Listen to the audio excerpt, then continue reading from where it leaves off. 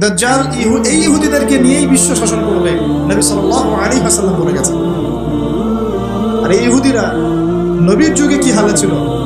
বনু কুরাইজা, বনু কাইনুকা, বনু নাজির, এই তিনটা কওমের সাথে আল্লাহর নবী নিজে সশস্ত্র যুদ্ধ করেছেন, করে ওদেরকে বের করে দিয়েছেন মদিনা থেকে। তারপর তারা খায়বারে গিয়ে আশ্রয় নিয়েছে। আলী রাদিয়াল্লাহু আনহু এই খায়বারে বিজয় হয়েছে। সবাইকে বের করার পরে নবীজি ইন্তেকালের কয়েকদিন আগে বলে গিয়েছিলেন, বাকি যারা আছে অবশিষ্ট এদেরকে তোমরা এই জাজিরাতুল আরব থেকে বের করে দিও। কে বলে গিয়েছিলেন? এখন তার উম্মত দেখেন কি অবস্থা।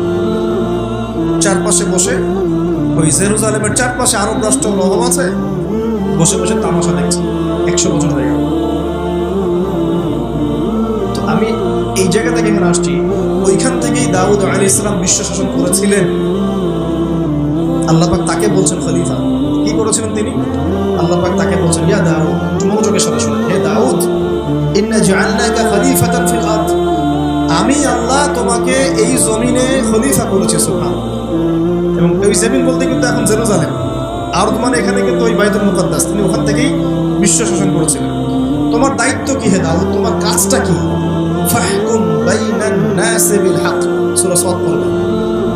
তোমার কাজ হচ্ছে মানুষের মাঝে, অনুসারী জনগণের মাঝে তুমি ন্যায় বিচার প্রতিষ্ঠা করবে।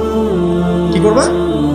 তার মানে একজন যে কেউ, একজন মেম্বার হোক, একজন চেয়ারম্যান হোক, একজন এমপি হোক, একজন মন্ত্রী হোক, একজন পিএম হোক, যাকে আল্লাহ পাক যেখানে দায়িত্ব দিবেন, খলিফা হিসেবে তার কাজ কি বলেন তো? ফাহকুম বাইনান নাসি বিল হক, সত্য ন্যায়ের মানদণ্ডে মানুষের মাঝখানে বিচার ফয়সালা, বাস, এটা আপনার কাজ। নেতৃত্ব দিলে দোষের কিছু নাই, নেতৃত্ব পেলেও দোষের কিছু নাই, কিন্তু ফাংশনটা কি? একজন খলিফার কাজটা কি? আবু বকর সিদ্দিক কেমন খলিফা ছিলেন? ওমর কেমন ছিলেন? ওসমান কেমন ছিলেন? আলী কেমন ছিলেন রাদিয়াল্লাহু আনহুম আজমাইন? তারা এই আয়াতের উপর আমল করতেন। ফাহকুম বাইনান নাসি বিল হক, মানুষের মাঝখানে ন্যায় বিচার। ন্যায় বিচার কথা বলা হচ্ছে, ন্যায় বিচার। এখন ন্যায় বিচার কতটুকু কি হচ্ছে না হচ্ছে এটা আপনারা আমার চেয়ে ভালো জানেন, আমি এসব নিয়ে কথা বলতে চাই না। কিন্তু আমাদের কাজ এতটুকু, যাকে আল্লাহ পাক যেখানে দায়িত্ব দিবেন ন্যায় বিচার। আরো আল্লাহ বলছেন, আয়াতটা শেষ হয়নি, আর সামনে একটু আছে। আল্লাহ পাক বলছেন, ওয়ালা তাত্তাবিউল হাওয়া, ন্যায় বিচার করো এবং নিজের হাওয়া প্রবৃত্তির অনুসরণ করো। নিজের মন গড়া বিধানের অনুসরণ করো না, নিজের প্রবৃত্তির দাসত্ব করো না।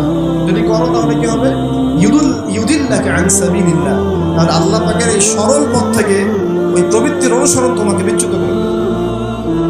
কার কথা এগুলো?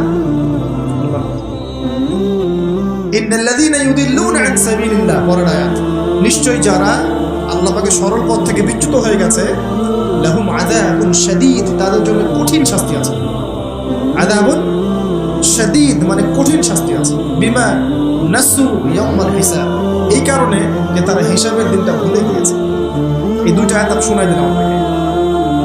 আল্লাহ পাক যাকে যেখানে দায়িত্ব দিবেন সবসময় এই দুইটা আয়াত মাথায় রাখবেন। আল্লাহ পাক আপনাকে দাউদ আলাইহিস সালামের মতো কাজ দিয়েছেন, আল্লাহ পাক আপনাকে আদম আলাইহিস সালামের মতো কাজ দিয়েছেন। যাকেই দেখ, X Y Z whoever he is, এটা আমাদের দেখার বিষয়। আমরা ধর্মতাত্ত্বিক দৃষ্টিকোণ থেকে শুধু মূলনীতি করব। তাহলে এখানে খলিফার কাজ কি বুঝতে পারলাম? মানুষের মাঝে ন্যায় বিচার প্রতিষ্ঠা করা, প্রবৃত্তির দাসত্ব না করা। যদি করি তাহলে কঠিন শাস্তি অপেক্ষা করছে।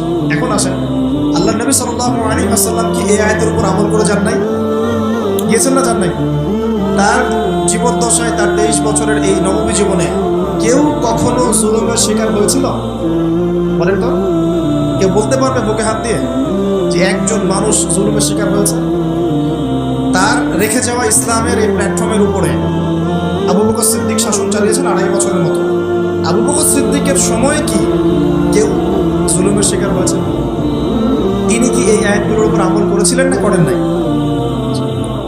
তাহলে তিনি একজন সফল খলিফা ছিলেন। আমরা খলিফা এবং খেলাফা দুটার ব্যাখ্যা বুঝতে পারলাম। যে খলিফা আল্লাহ পাকের বিধান মেনে বিচার ফয়সালা করে, ওই শাসন ব্যবস্থাটাকেই বলা হয় খিলাফা। এটা নতুন কোনো মৌলবাদী শব্দ নয়। আমরা ভুল বুঝি, আমাদেরকে ভুল বোঝানো হয়।